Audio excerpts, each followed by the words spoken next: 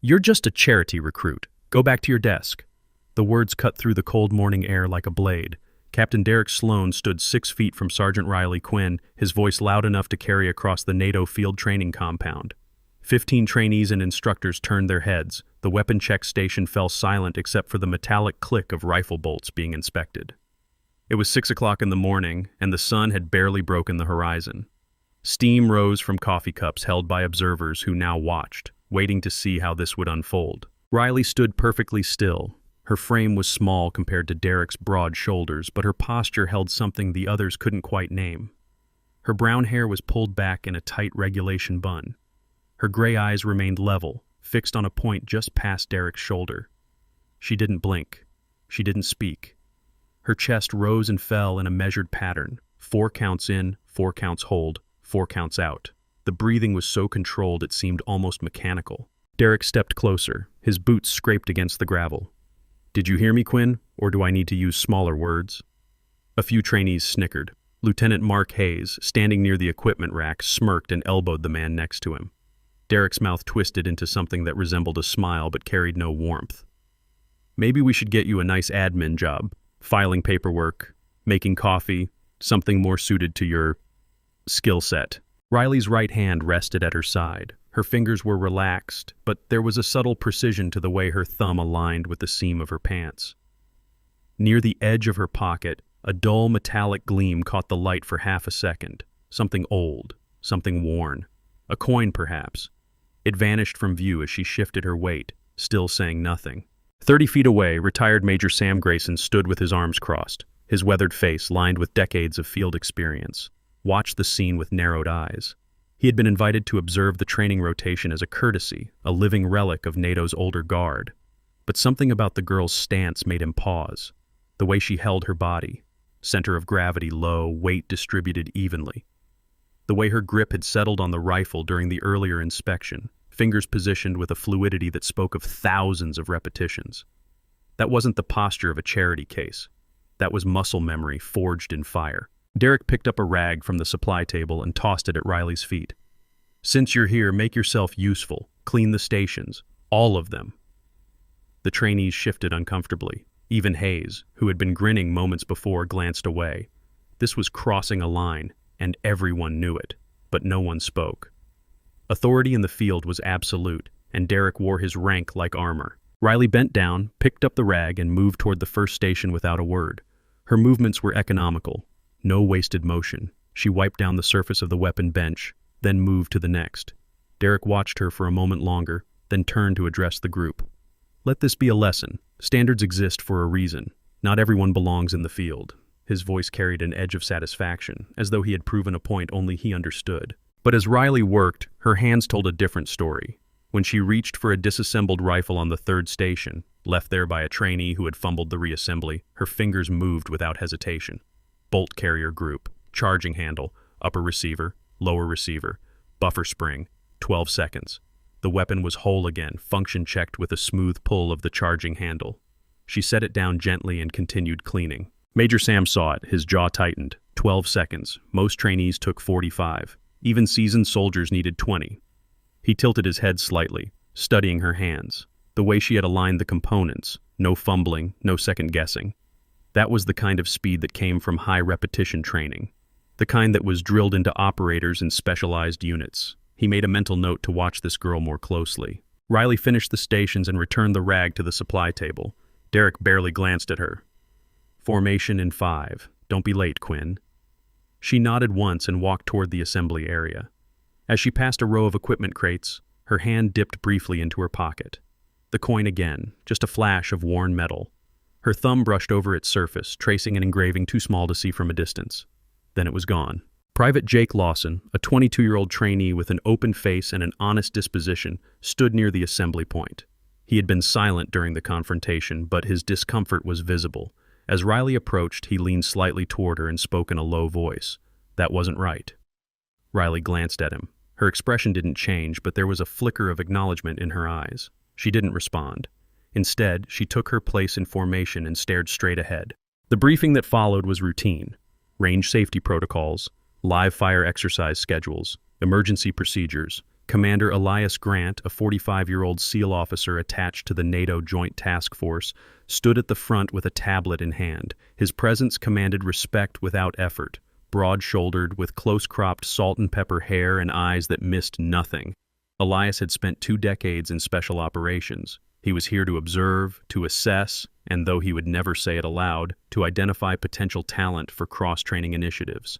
When Derek spoke during the briefing, his tone was professional, but there was an undercurrent of something else. He mentioned Riley twice, both times in passing, both times with a slight emphasis that made her sound like an afterthought. Even our newer recruits will be expected to meet minimum standards. A pause. No exceptions. Elias glanced at Riley. She stood motionless, eyes forward, hands at her sides. If she felt the weight of Derek's words, she gave no indication. The briefing ended. Trainees dispersed to their assigned tasks. Riley was assigned to the live fire range for qualification runs. As she walked toward the range, Jake caught up to her. "Hey, Quinn, you need a hand with anything?" She shook her head. "I'm fine." Her voice was quiet, almost flat. Jake hesitated, then nodded and veered off toward his own station. Riley continued alone. The range was a long stretch of open ground with reinforced berms at 200 meters. Target stands lined the far end, silhouettes in black and white. The air smelled of gunpowder residue from earlier sessions. Riley collected her assigned rifle, a standard NATO-issue carbine, and moved to Lane 7. Sergeant Tom Briggs, the range safety officer, watched her approach. He was a stocky man with a perpetual frown and a reputation for rigid adherence to rules. Derek had spoken to him earlier, out of earshot of the others. The conversation had been brief. Briggs now held a small tool in his hand, partially concealed. As Riley set up her station, Briggs moved behind her. "Hold up, Quinn. Need to verify your weapon." She stepped back, allowing him access. He made a show of inspecting the rifle, running his hand along the barrel, checking the chamber. But his fingers paused at the rear sight, a subtle adjustment, a quarter turn, the kind of thing that wouldn't be noticed unless someone knew exactly what to look for. He stepped back. "You're good to go." Riley picked up the weapon and settled into a prone position. Her body aligned with the rifle in a way that seemed instinctive, cheek weld solid, breathing controlled. She fired the first shot. The recoil was absorbed smoothly, but the round struck low and left. She fired again. Same result. A trainee in the next lane muttered something to his partner, and they both glanced over. Riley's jaw tightened, but her expression remained neutral. She adjusted her point of aim, compensating for the misalignment. The next 3 rounds clustered near center mass. Not perfect, but passing. Briggs marked her score on his clipboard. "Barely made it, Quinn. You need to work on your fundamentals." She stood, cleared the weapon, and moved off the line without comment. But as she walked past Major Sam, who had been observing from the side, he caught her eye. His face was unreadable, but he gave a single, almost imperceptible nod. He had seen the adjustment. He had seen her compensate mid-string. That wasn't luck. That was problem-solving under pressure. The day continued. Riley moved through each task with the same quiet efficiency. Obstacle course, land navigation, equipment inspection. At every turn, Derek found a reason to comment. During the obstacle course, he stood at the finish line with a stopwatch. When Riley crossed, he shook his head. "Slow. Try harder next time." Her time had been in the top 15%. No one corrected him. That evening, the trainees gathered in the mess hall. The room buzzed with low conversation and the clatter of trays. Riley sat alone at a corner table, picking at a plate of food she barely touched. Lieutenant Hayes entered with 2 others, their voices loud and self-assured. As they passed Riley's table, Hayes leaned toward his companion and spoke just loud enough for her to hear. "I heard she slept her way into the program. Connections, you know." The companion laughed. "Makes sense. She sure doesn't have the skills." They moved on, leaving the words hanging in the air like smoke. Riley's fork paused halfway to her mouth, her knuckles whitened slightly. 4 counts in, 4 counts hold, 4 counts out. She set the fork down, stood, and carried her tray to the return line. Jake, sitting 2 tables away, watched her leave. His face was troubled, but he stayed in his seat. Can humility hide strength? Smash that like if you believe silence speaks louder. The second day brought a shift in tactics. Derek's approach became more systematic. During the morning briefing, he announced a schedule change. "We're implementing peer evaluations. Each trainee will be assessed by 2 others in their cohort. This will help identify weaknesses and build unit cohesion." The announcement seemed reasonable on the surface, but when the pairings were revealed, a pattern emerged. Riley was paired with Hayes and Briggs, 2 of Derek's most loyal followers. The evaluations took place in the training yard. Riley was tasked with demonstrating field first aid procedures. The scenario was straightforward: simulated casualty with a sucking chest wound. She knelt beside the dummy, her movements precise. Seal the wound, monitor breathing, prepare for evac. Hayes stood nearby with a checklist. When she finished, he marked several items as incomplete. You didn't establish a perimeter. Riley looked up. The scenario didn't call for hostile presence. Hayes shrugged. Assumption is the enemy. Failed. Briggs conducted the next evaluation, a radio communication drill. Riley was given a tactical radio and instructed to relay a grid coordinate to a simulated command post. She keyed the mic and spoke clearly. Charlie 2, this is Bravo 6, grid, Whiskey Hotel 735928, over.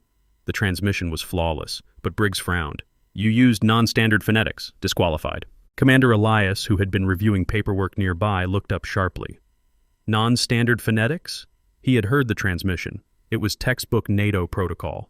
He set his papers aside and walked over. Sergeant Briggs, what was the issue? Briggs hesitated. She, deviated from the expected format, sir. Elias's eyes narrowed. Play back the recording. Briggs fumbled with the equipment. The recording played. Elias listened, then looked at Briggs. That was standard protocol. Correct her evaluation. Briggs's face flushed, but he complied.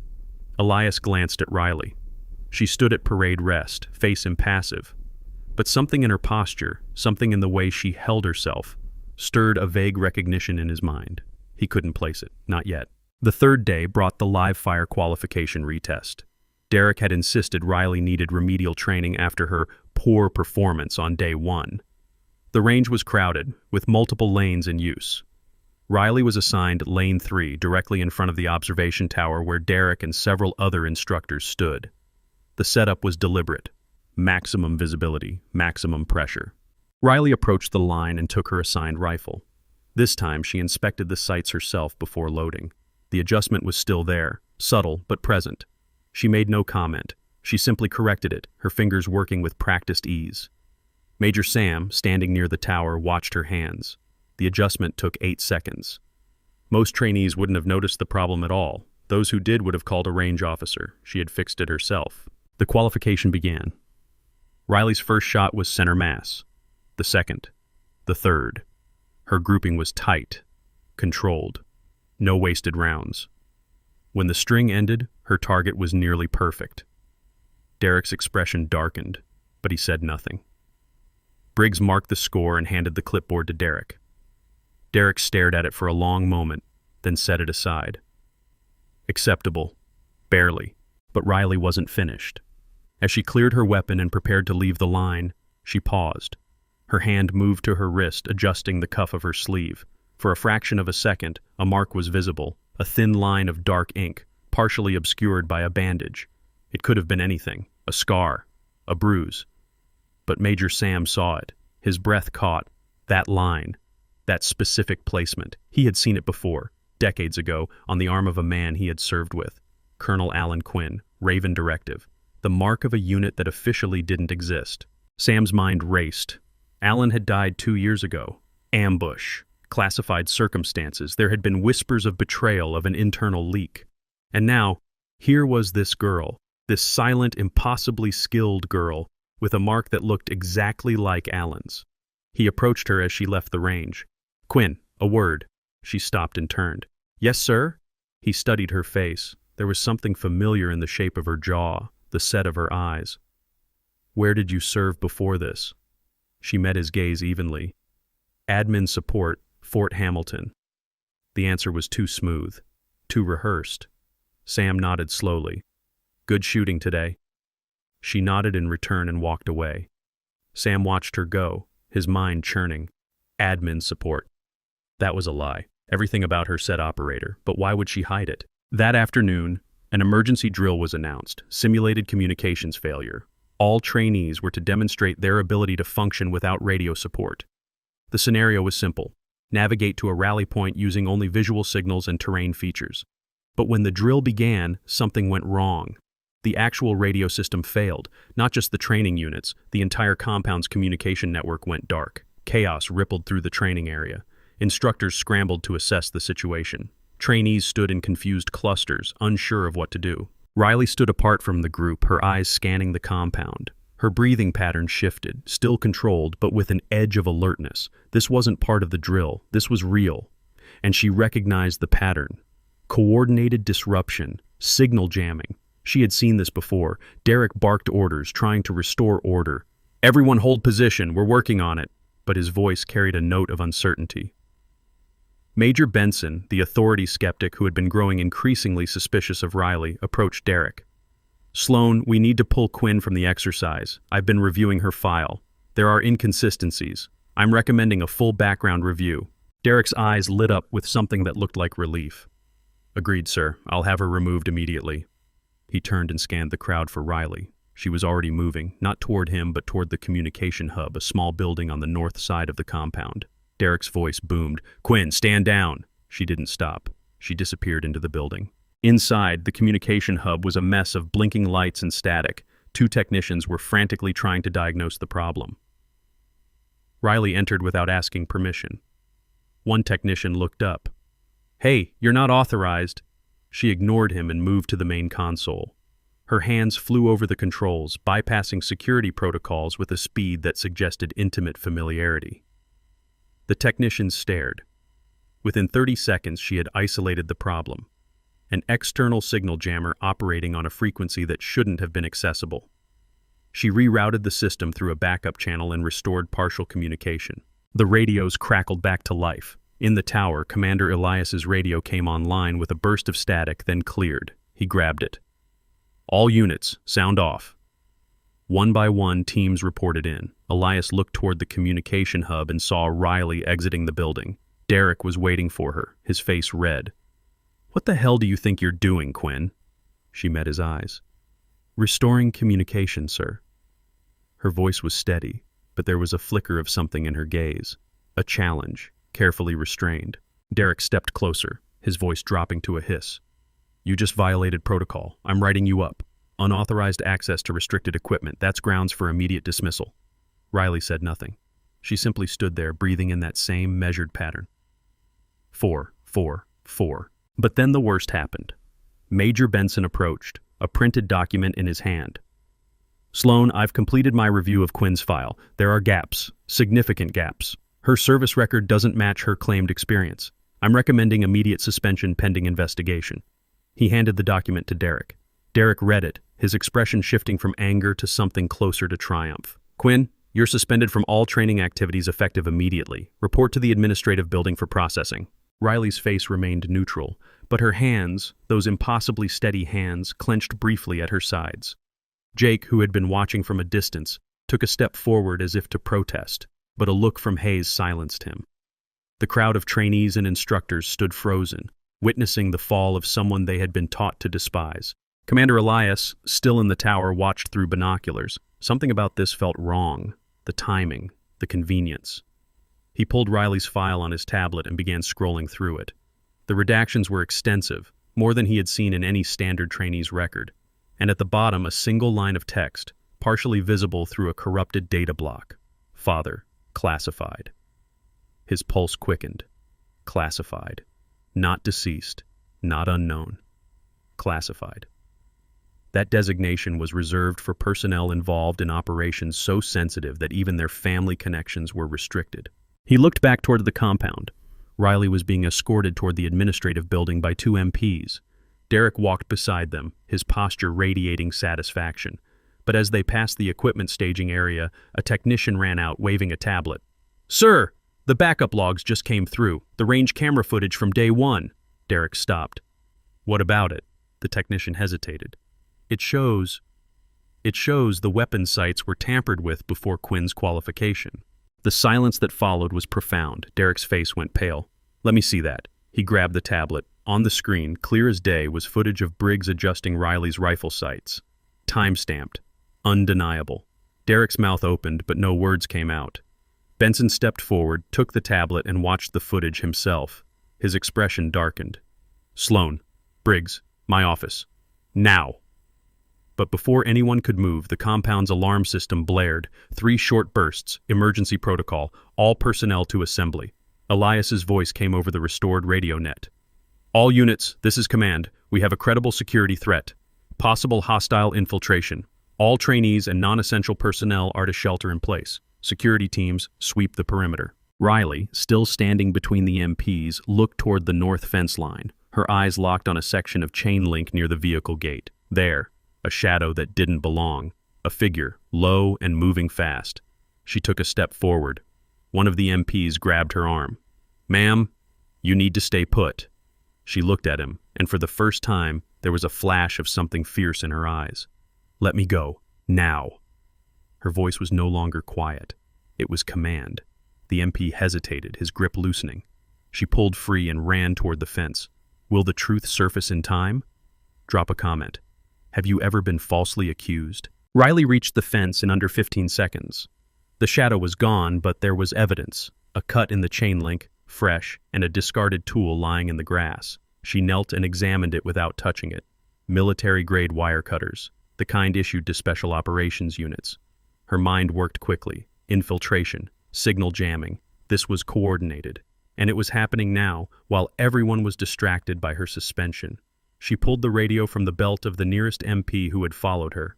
"Command, this is Quinn. North Fence, Grid Whiskey Hotel 7-3. Breach confirmed. Tool left on site. Possible diversion tactic." Elias's voice crackled back immediately. "Quinn, stay on that position. Security team en route." But even as he spoke, Derek's voice cut in. "Belay that. Quinn is suspended. She is not authorized to make tactical calls." Elias ignored him. "Quinn, describe the tool." She picked it up carefully with the edge of her sleeve. "Military-grade cutters, serial number partially visible." She read off the digits. There was a pause on the other end, then Elias's voice, tight with urgency. "That serial matches a set reported missing from inventory 3 weeks ago. Internal theft." Another pause. "Quinn, you're reinstated. Hold that position." Derek's face contorted. "You can't." Elias's voice came back harder. "Sloan, stand down. That's an order." Derek's hand moved to his sidearm, an unconscious gesture. But Major Sam, who had been moving through the crowd, stepped in front of him. "Captain, I think you need to take a breath." Sam's voice was calm, but his body language was not. He positioned himself between Derek and Riley, his eyes locked on Derek's hand. The security team arrived, 4 soldiers in full tactical gear. They secured the breach site and began photographing evidence. Riley stepped back, her role complete. But as she turned to leave, Commander Elias approached on foot, having descended from the tower. He stopped in front of her, studying her face with an intensity that made the nearby personnel shift uncomfortably. "Quinn, that radio call sign you used during the drill, Whiskey Hotel, that's not standard NATO." Riley's expression remained neutral. "I must have misspoken, sir." Elias shook his head slowly. "No, you didn't. I've heard that phonetic variant before. Once, 10 years ago. Raven Directive." The words hung in the air like a grenade. Riley's breathing hitched, just for a fraction of a second. Elias saw it. "Who are you?" She met his gaze. For the first time, there was a crack in her armor. Not surrender, but acknowledgement. "Just a trainee, sir." Elias leaned closer, his voice dropping. "Your father was Alan Quinn." It wasn't a question. Riley's jaw tightened, but she didn't confirm or deny. Elias straightened. "We'll talk. Soon." But the moment was shattered by a shout from the administrative building. The technician who had brought the range footage came running again, this time holding a different tablet. "Commander, we found something else." He was breathless. "The investigation into Quinn's file. Major Benson's request triggered an automatic review. There's a flag, a security flag. Her records are sealed under classified directive." He handed the tablet to Elias. Elias read quickly, his face shifting from confusion to shock. This says her training history is redacted under executive protocol. She's not a standard recruit. She's..." He trailed off, unable to finish. Derek, still standing with Major Sam between him and Riley, looked like a man watching his world collapse. "That's impossible. She's nobody. She's just..." Elias turned to face him, and the look in his eyes silenced Derek instantly. "Captain Sloan, you are relieved of training duties pending investigation into the tampering incident. Return your access credentials and report to Major Benson's office." Derek's mouth opened and closed. "Sir, Elias's voice cut like steel. "That's an order." As Derek was escorted away, Riley stood alone near the fence line.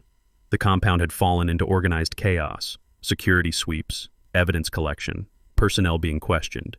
But no one approached her. She was an island in the storm, untouchable and untouched. Major Sam walked over slowly, his hands in his pockets.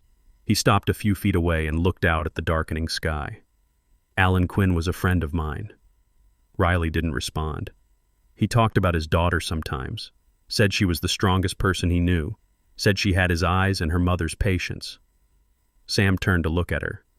He also said that if anything ever happened to him, she'd finish what he started. Riley's hands trembled, just slightly. "I don't know what you're talking about, sir." Sam smiled, a sad, knowing smile. "Sure you don't." He reached into his jacket and pulled out a worn challenge coin. He held it up to the fading light. The engraving was nearly smooth from years of handling, but the outline of a raven was still visible. Raven 6. That was Alan's call sign. He flipped the coin and caught it, then extended his hand toward Riley. "He gave me this 20 years ago, said if I ever met someone who needed proof of who they were, I should show them this." Riley stared at the coin. Her breathing was no longer controlled. It was shallow, uneven. She reached out slowly and took it from Sam's hand. Her thumb traced the engraving, and her eyes filled with something that looked like grief and determination in equal measure. "He gave me one too," she whispered. "I carry it every day." She pulled her own coin from her pocket, identical but more worn. "He told me to keep it hidden, to only show it when there was no other choice." Sam nodded. "Then I guess the time is coming." He glanced toward the administrative building where Derek was being processed. "That man is more than just a bully, isn't he?" Riley's voice hardened. "He's the reason my father is dead." The words were barely audible, but they carried the weight of years. Sam's face went still. "You're sure?" She nodded. "I've been tracking him for 18 months. He's part of a network, internal. They've been selling intelligence to hostile actors. My father found out. They killed him and made it look like an ambush." Sam exhaled slowly. "And you came here to catch him?" Another nod. "I needed him to feel safe, to think I was weak, to make mistakes." She looked toward the building. "And he did." Sam placed a hand on her shoulder. "Alan would be proud." Riley's eyes glistened, but she didn't let the tears fall. "I'm not done yet. Derek is just one piece. There are others, higher up." Sam squeezed her shoulder gently. "Then you'll need allies." He stepped back. "Count me in." The compound's lights flickered on as night fully descended. Somewhere in the distance, a radio crackled with updates. The investigation was expanding, the evidence was mounting, and in the center of it all, Sergeant Riley Quinn stood with a coin in her hand and a storm in her eyes, waiting for the moment when she could finally step out of the shadows and reveal who she really was. The sun rose on day 5 with a tension that seemed to thicken the air. Word had spread through the compound about the breach, about the tampering, about the mounting questions surrounding Captain Derek Sloan. But Derek remained in position, still technically cleared for duty while Major Benson conducted his investigation. The administrative machinery moved slowly, bound by protocol and chains of command that couldn't be rushed, even when urgency demanded it. Riley knew this. She had counted on it. The morning briefing was subdued. Commander Elias stood at the front, his expression unreadable as he outlined the day's schedule. Special observation exercises, requalification drills under heightened scrutiny. His eyes swept the assembled trainees and instructors, lingering for a moment on Riley, then on Derek. "Today's exercises will test your ability to perform under stress. Multiple evaluators will be present. All actions will be recorded and reviewed." The message was clear to those paying attention. Everyone was being watched. Derek stood near the back, arms crossed, jaw tight. His usual confidence had developed cracks, but he wasn't broken yet. When Elias announced that Riley would be requalifying under special observation, Derek's mouth curled into something that wasn't quite a smile. "Commander, with respect, I recommend Quinn undergo remedial training before requalification. Her recent unauthorized actions suggest a lack of discipline." His voice carried the weight of formality, but underneath was desperation masked as concern. Elias didn't even glance at him. "Your recommendation is noted, Captain. Quinn will requalify as scheduled." The dismissal was absolute. Derek's face flushed, but he said nothing more. Lieutenant Hayes, standing beside him, shifted uncomfortably. The tides were changing, and even the most loyal followers could sense it. The requalification took place at the obstacle course, a grueling sequence of walls, rope climbs, low crawls under barbed wire, and water crossings. Riley stood at the starting line with 5 other trainees. The course was designed to break people down physically and mentally, to expose weaknesses and separate the capable from the struggling. Derek positioned himself at the halfway point, clipboard in hand, ready to document every stumble. The whistle blew. Riley moved. Her frame was smaller than the others, but her efficiency compensated. At the first wall, she used momentum rather than brute strength, catching the top edge and pulling herself over in one fluid motion. The rope climb was next, hand over hand, feet locked in a proper climb pattern, no wasted energy. At the barbed wire section, she dropped low and moved with a speed that suggested she had done this in darkness, in rain, in conditions far worse than this sunny morning. Derek watched her progress, his pen hovering over the clipboard. He was looking for mistakes, for any excuse to mark her down. But there were none. She cleared the water crossing without hesitation, emerged dripping but moving, and sprinted toward the final wall. Her time was clocked at 4 minutes and 37 seconds, second fastest in the group and only 3 seconds behind the male trainee who had won. Sergeant Briggs, standing beside Derek, recorded the time and glanced at his superior. That's well above passing, sir." Derek stared at the clipboard. "Note that her form on the rope climb was non-standard. Mark it as deficient." Briggs hesitated. "Sir, her form was textbook. I can't—" Derek's voice dropped to a hiss. "I said mark it deficient." Briggs looked around nervously. Commander Elias was approaching, having observed the entire run from the finish line. Briggs made no mark. Elias stopped beside them and extended his hand toward the clipboard. "Let me see that." Derek handed it over with visible reluctance. Elias scanned the times, then looked at Riley, who stood catching her breath at the finish line. "Outstanding performance, Quinn. Top tier." He handed the clipboard back to Derek without waiting for a response and walked away. Derek's grip on the clipboard tightened until his knuckles went white. But the day wasn't over.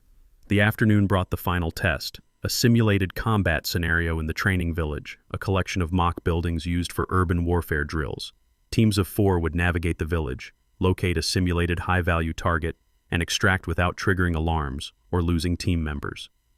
Riley was assigned to a team with Jake Lawson and 2 other trainees she barely knew, both of whom had been part of the crowd that laughed at Derek's earlier taunts. Derek announced the rules with barely concealed satisfaction. "This scenario will test leadership, communication, and tactical judgment. 1 member of each team will be designated as team leader. For Team 3, that will be—" He paused, letting the silence stretch. "Private Lawson." Jake's eyes widened.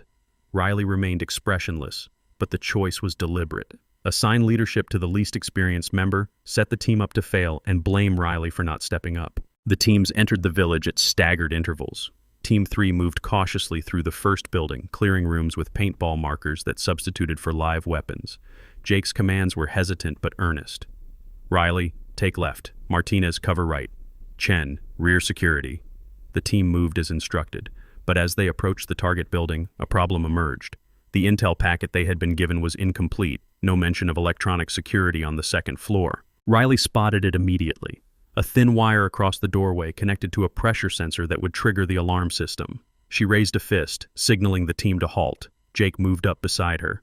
"What is it?" She pointed without speaking. Jake squinted at the wire, then looked at her. "Can you disable it?" She nodded once and knelt beside the doorway. Her hands moved with precision, tracing the wire to its connection point, identifying the bypass. 30 seconds. The sensor was neutralized. The team continued. They located the simulated target, a mannequin dressed in tactical gear, on the second floor, but as they prepared to extract, the building's lights cut out. Not part of the scenario, this was another failure, another system malfunction. Or was it? Riley's instincts flared. She moved to the window and scanned the compound. In the fading daylight, she saw movement near the communication hub again. A figure low and fast, wearing a uniform that blended too well with the surroundings. She keyed her radio. "Command, this is Team 3. Possible hostile movement, Grid Whiskey Hotel 7-4. Static. The radios were jammed again. Riley turned to Jake. "We need to abort and report in person." Jake nodded, trusting her judgment. "Team, extract now. Fast and quiet." They moved quickly, carrying the mannequin between them, navigating the darkened village using hand signals and whispered coordination. As they exited the village, they found the compound in partial lockdown. Security teams were deployed, and Derek stood near the command tent, arguing with Major Benson. "This is unacceptable. 2 system failures in 3 days. Someone is sabotaging this training operation." Benson's face was grim. "We're investigating, Captain, but right now I need you to stand down and let security do their job." Derek's protest died as Commander Elias emerged from the tent, a tablet in his hand and an expression that could have frozen water. Elias's voice cut through the growing chaos. "All personnel, listen up. We've completed a preliminary review of the security footage and system logs. There is evidence of deliberate tampering with compound systems. This is not a training exercise. This is an active security incident." He looked directly at Derek. "Captain Sloan, Major Benson, my office, immediately." Derek's face went pale, but he followed. Riley stood with her team near the extraction point, still holding her marker rifle. Major Sam approached, his expression grave. "Quinn, you saw something at the communication hub." It wasn't a question. She nodded. "Same pattern as before. Someone with access and training." Sam glanced toward the command tent. "We need to talk, privately." They walked to a quiet corner of the compound, away from the security sweep. Sam's voice was low. "The investigation into Derek has uncovered some things. Financial irregularities, unauthorized access to classified files, communication with entities outside the NATO chain of command." He paused. "But there's a problem. The evidence isn't conclusive enough for immediate arrest. He's being protected by someone higher up the chain." Riley's jaw tightened. "Then we force him to make a mistake." Sam studied her. "You have a plan." She pulled out her phone, a personal device, not military issued, and scrolled through a folder of encrypted files. "I've been documenting everything, every insult, every act of sabotage. But more importantly, I've been tracking his communications. He uses a burner phone. I know where he keeps it." She looked up. "If we can get that phone, we can trace his contacts, find the network." Sam's eyes narrowed. "That's beyond your authority. If you're caught," Riley's voice was steady, "I'm already a target. What's one more risk?" Sam considered this, then nodded slowly. "When?" She glanced toward the command tent. "Tonight, during the security briefing. Everyone will be focused on the investigation. I can slip into his quarters." But before they could discuss further, an alarm sounded. 3 long blasts. Full compound alert. Elias's voice came over the public address system. "All personnel to assembly area, immediately. This is not a drill." Riley and Sam exchanged a glance and moved quickly toward the gathering crowd. The assembly area was packed. Trainees, instructors, support staff, everyone stood in loose formation, murmuring nervously. Commander Elias stood on a raised platform, flanked by Major Benson and 2 armed MPs. His face was set in hard lines. "At approximately 1600 hours today, our security team discovered a breach in classified file storage.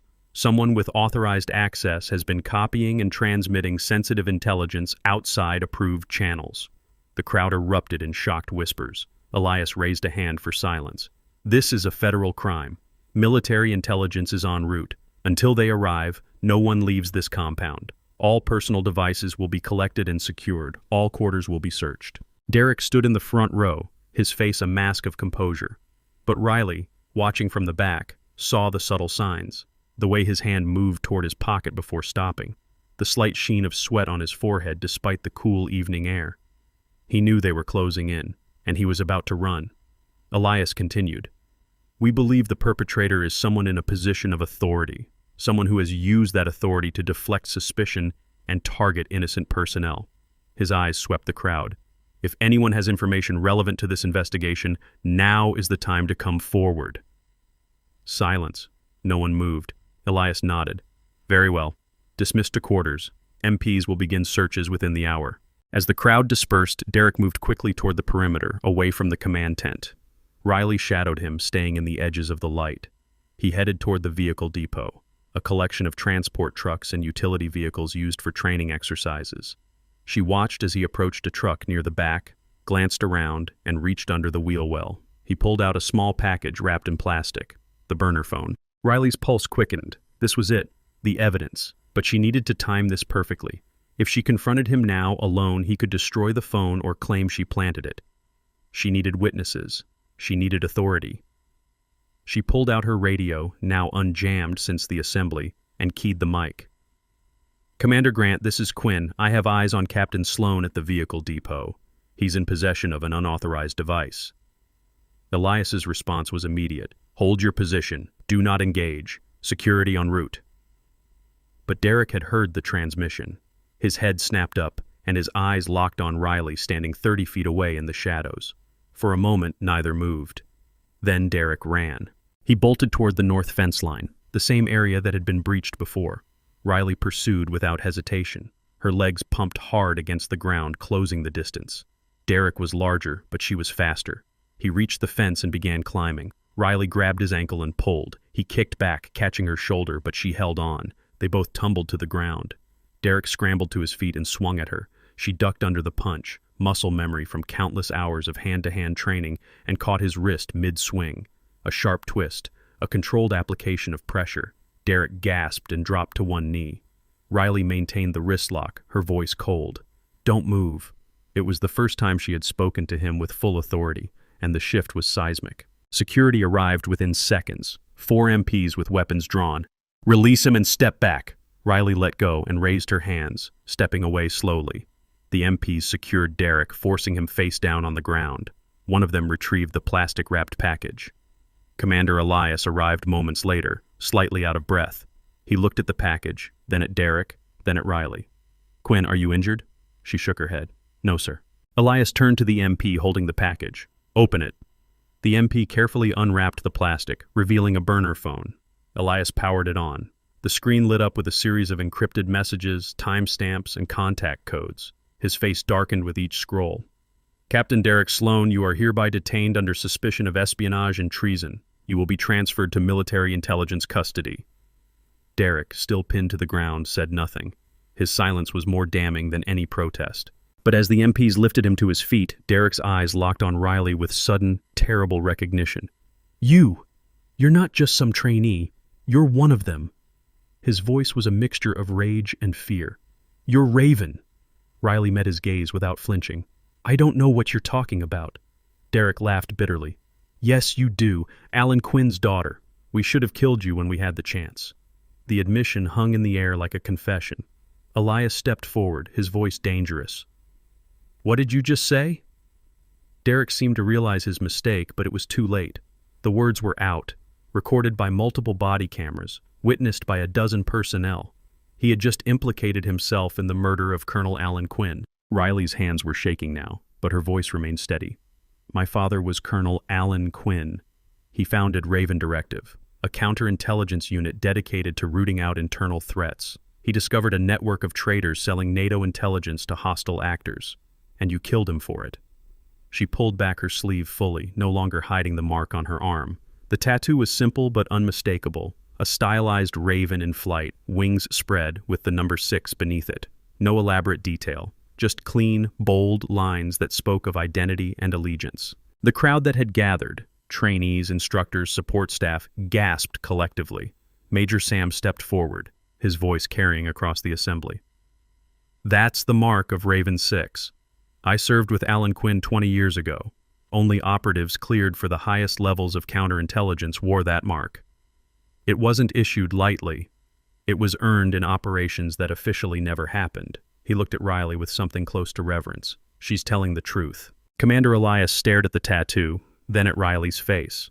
The resemblance to Alan was suddenly obvious. The same gray eyes, the same set of the jaw, the same unshakable calm under fire.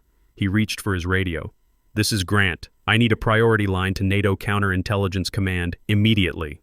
The radio crackled. A voice responded within seconds. "Stand by for authentication." Elias looked at Riley.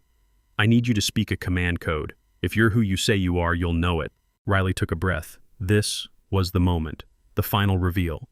She stepped forward, her voice clear and unwavering. "Raven Directive Theta 6.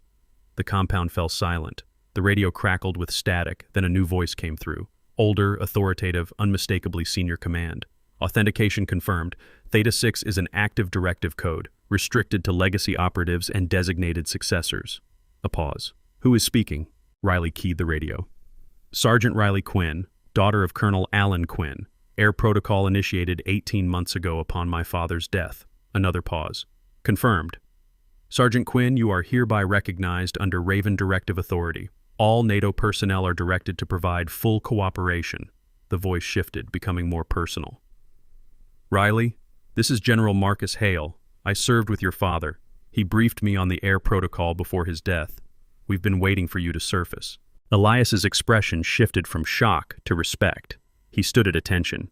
"General, Commander Elias Grant, SEAL Task Force. I have Captain Derek Sloan in custody. He has just confessed to involvement in Colonel Quinn's murder. We also have evidence of espionage." General Hale's voice was grim. "Secure him. We're sending a team. Quinn, I need you to provide a full debrief, everything you've gathered." Riley pulled a small drive from her pocket, the same pocket that held her father's coin. "I have 18 months of documentation, financial records, communication intercepts, names." She looked at Derek, who was being held between two MPs. "Including the network, there are 3 others, higher in the chain of command than Sloan." Derek's face went ashen. "You can't prove—" Riley's voice cut through his protest like a blade. "I can. I have recordings of your conversations, encrypted messages you thought were secure, and I have testimony from sources you never knew existed." She turned to Commander Elias and pulled out a second device, a small recorder, older and more worn than the burner phone. "This is my father's final message. He recorded it 3 days before he died. He knew he was being targeted. He knew there was a traitor in his unit, and he named names." She pressed play. The voice that emerged was weathered but strong. "Colonel Alan Quinn, if you're hearing this, I'm gone. But the mission isn't over. My daughter Riley has been trained in the air protocol. She knows everything I know. She has access to my files, my contacts, my methods, and she has something I didn't have, the ability to hide in plain sight." A pause, filled with static. "The traitor's name is Derek Sloan, Captain, NATO Joint Training Command. He's been selling intelligence for 3 years, but he's not working alone. There are 3 others: Major Carl Benson, Logistics Division, Colonel Thomas Vance, Operations Command, and someone in Washington, someone I haven't identified yet." Another pause. "Riley, if you're playing this, it means you've caught him. I'm proud of you. Finish what I started. Trust General Hale. Trust no one else until you're certain. And remember, justice isn't loud, it's patient." The recording ended. The silence that followed was absolute. Major Benson, who had been standing near the command tent, tried to slip away into the crowd, but Major Sam, who had anticipated this, blocked his path. "Going somewhere, Major?" Benson's face was a mask of panic. "I don't know what you're talking about. That recording is a lie." Sam smiled grimly. "Then you won't mind submitting to a full investigation." Commander Elias barked orders. "Detain Major Benson. Lock down all communications. No one enters or leaves until MI arrives." The MPs moved with swift efficiency. Within minutes, both Derek and Benson were in restraints, being escorted to separate holding areas. The compound was in controlled chaos, but the command structure held. Riley stood in the center of it all, the eye of the storm. Private Jake Lawson approached slowly, his face a mixture of awe and confusion. You're actually Special Forces?" Riley shook her head. "Not exactly. Counterintelligence, different skill set, same commitment."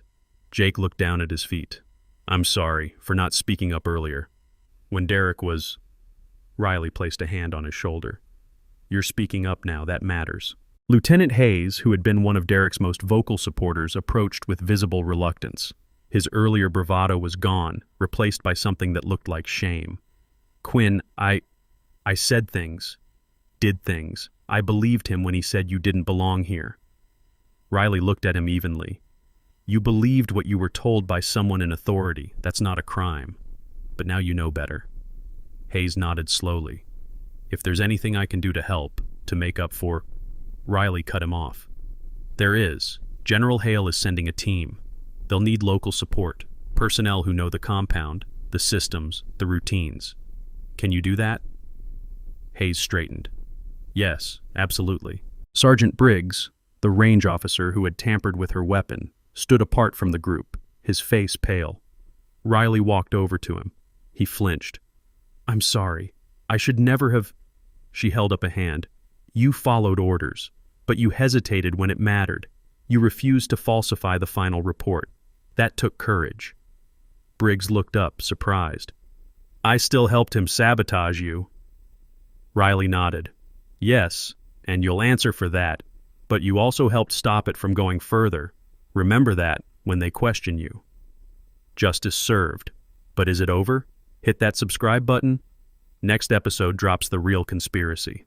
The military intelligence team arrived 90 minutes later, 6 operatives in unmarked vehicles led by a sharp-eyed woman in her 40s who introduced herself as Agent Carla Reeves. She took custody of Derek and Benson, securing the burner phone and Riley's evidence drive with practiced efficiency. She pulled Riley aside.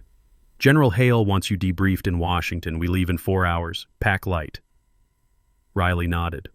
"What about the third name, Colonel Vance?" Reeves's expression darkened. "He's already in custody. We moved on him the moment your authentication came through. He tried to run, didn't get far." Riley felt a weight lift slightly. 3 of the 4 were accounted for, but the 4th, the one in Washington, remained a shadow. Reeves seemed to read her thoughts.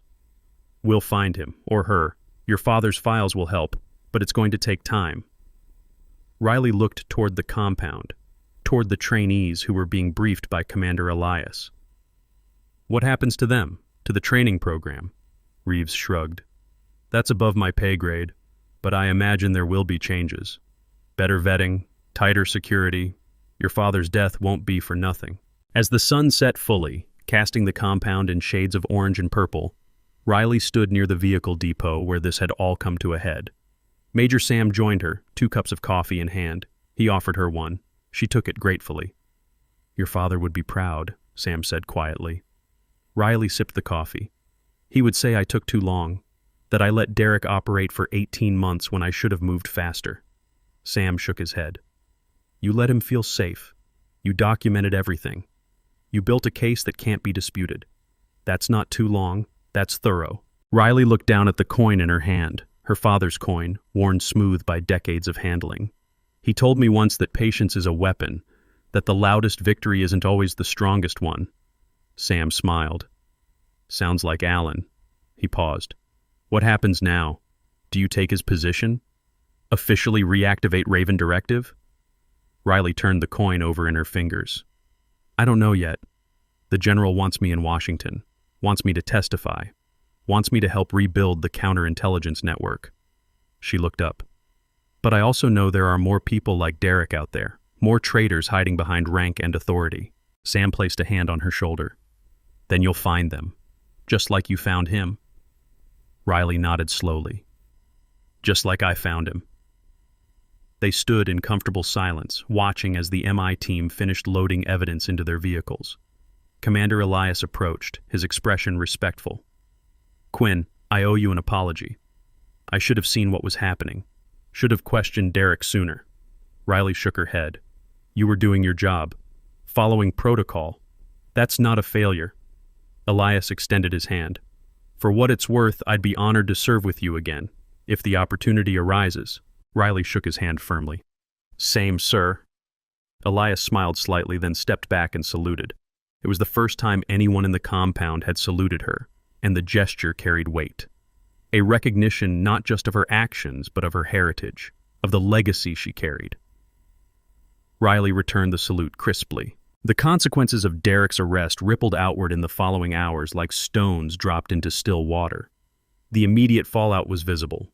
Derek and Benson were transported under armed guard to a secure facility where they would await court-martial proceedings on charges of treason, espionage, and conspiracy to commit murder. The evidence Riley had gathered, 18 months of painstaking documentation, ensured that their guilt was not in question. Only the extent of their network remained to be uncovered. On a personal level, Derek's life was over. Stripped of rank, facing life imprisonment or worse, his name would become synonymous with betrayal within military circles. His family would bear the stain. His former subordinates would be questioned, their careers stalled by association. Benson faced similar ruin, though his role had been more logistical than operational. He had facilitated Derek's access, covered his tracks, and helped silence anyone who got too close to the truth. That made him equally culpable in the eyes of military justice. Professionally, the training program underwent immediate overhaul. All instructors were subjected to enhanced background checks and psychological evaluations. Lieutenant Hayes, despite his earlier complicity, volunteered to testify about the toxic culture Derek had fostered. His cooperation earned him a suspended reprimand rather than dismissal. Sergeant Briggs was less fortunate. His direct tampering with Riley's equipment resulted in a formal reprimand and reassignment to a non-training role. but he wasn't prosecuted, in part due to Riley's testimony that he had ultimately refused to falsify reports when it mattered most. The community impact was broader. NATO issued an alliance-wide security bulletin detailing the breach and the measures being taken to prevent future incidents. Partner nations conducted their own internal reviews, uncovering 2 additional compromised personnel in separate commands. The revelation that traitors had operated undetected for years shook confidence in existing vetting procedures and prompted calls for systemic reform. Institutionally, the changes were profound. A new protocol was established requiring quarterly security audits for all personnel with access to classified materials. Anonymous reporting channels were created, allowing service members to flag suspicious behavior without fear of retaliation. Training on recognizing insider threats became mandatory at all levels. And perhaps most significantly, Raven Directive was formally reactivated, not as a covert unit, but as an oversight body tasked with hunting traitors and protecting the integrity of Allied intelligence operations. Riley was offered the directorship. She accepted, but with conditions. She would operate with autonomy, reporting directly to General Hale and a small oversight committee. She would have authority to investigate anyone, regardless of rank, if evidence warranted. And she would honor her father's legacy by building a team that valued patience, precision, and justice over speed or spectacle. The coin her father had given her, the symbol of Raven 6, would become the unit's new insignia, a reminder that vigilance never sleeps. The legacy impact was perhaps most powerful. Within weeks, Riley's story spread through military channels, not as gossip, but as a case study in resilience and strategic thinking. Trainees at other NATO facilities heard about the woman who endured 18 months of abuse to catch a traitor. Instructors discussed the importance of questioning authority when something felt wrong. And slowly, quietly, the culture began to shift. The idea that silence could be strength, that patience could be a weapon, took root in minds that had previously valued only loud displays of power. Riley's father's name was quietly added to a memorial wall at NATO headquarters, not for his death, but for his contribution to Allied security. His warnings about internal threats, once dismissed as paranoia, were now recognized as prescient. And his daughter, standing in his place, became a living testament to the idea that justice, though sometimes delayed, was never truly denied. As Riley prepared to leave for Washington, she walked through the compound one last time. The trainees were at evening formation, their voices carrying through the dusk as they responded to roll call. She watched from a distance, remembering her own days standing in those lines, enduring the insults and the isolation. It had been necessary, painful but necessary, and it had worked. Private Jake Lawson spotted her and jogged over. "Ma'am, I just wanted to say thank you for showing us that there's more than one way to be strong." Riley smiled faintly. "You already knew that, Jake. You just needed permission to believe it." He nodded, then hesitated. "Will you come back? To train us?" She considered the question. "Maybe. When the immediate crisis is over, when the network is dismantled. But for now, I have other work to do." Major Sam walked with her to the waiting vehicle. Agent Reeves was already inside, reviewing files on a tablet. Sam paused before Riley climbed in. "Your father used to say something, when things got difficult, when the mission seemed impossible." Riley looked at him. "What was it?" Sam smiled. He'd say, "Tonight we rest. Tomorrow we hunt." Riley felt her throat tighten. Those had been his exact words the last time she saw him alive. She nodded slowly. "Tonight we rest. Tomorrow we hunt." She climbed into the vehicle. As it pulled away from the compound, she looked back through the rear window. The lights of the training facility glowed against the darkening sky. Somewhere in those buildings, new trainees were learning the basics of military life. Some would succeed, some would fail, but all of them would do so in a system that was now slightly more honest, slightly more just because of what had happened here. Riley pulled out her phone and opened an encrypted message that had arrived an hour earlier. The sender was listed only as Tower 4. The message was brief. "Package received. 3 assets neutralized, 1 remains. Designate. Cardinal. Location unknown. Priority. Critical. Await further instructions." She stared at the screen. Cardinal. The 4th traitor. The one in Washington. The one her father hadn't identified before his death. She typed a single word in response. Acknowledged.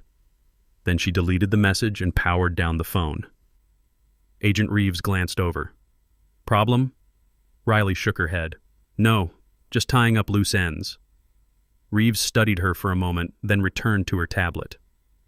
General Hale will want to debrief you on that encrypted file your father left. There are apparently references to ongoing operations that were never officially logged. Ghost missions, black budgets, the kind of thing that makes lawyers nervous. Riley looked out the window at the passing landscape. My father believed in operating outside the system when the system was compromised. Reeves nodded. So do I. But we have to be careful. The people we're hunting have resources, connections. They won't go quietly. Riley's voice was calm, almost detached. Good. Neither will I. The vehicle merged onto the highway, heading south toward the airfield where a military transport waited. The compound disappeared behind them, swallowed by distance and darkness. But the impact of what had happened there would ripple forward, touching lives and shaping decisions for years to come. Some battles end cleanly. Others leave echoes that never quite fade. Riley closed her eyes and let herself rest for the first time in 18 months. The immediate mission was complete. Derek was in custody, the network was exposed, her father's name was cleared, but the war wasn't over. It had simply moved to a new theater with new players and higher stakes, and she would be ready. Because justice, as her father had taught her, wasn't loud. It was patient, and it was coming for everyone who had betrayed the oath they swore to uphold. The stars emerged overhead as night fully claimed the sky. In the darkness, the vehicle's headlights carved a path forward, steady, unwavering, illuminating one stretch of road at a time. It was a fitting metaphor, Riley thought. You didn't need to see the entire journey. You just needed to see the next step, and the next, and the next, until you reached the end. Somewhere in Washington, a person codenamed Cardinal was sleeping peacefully, unaware that the net was closing.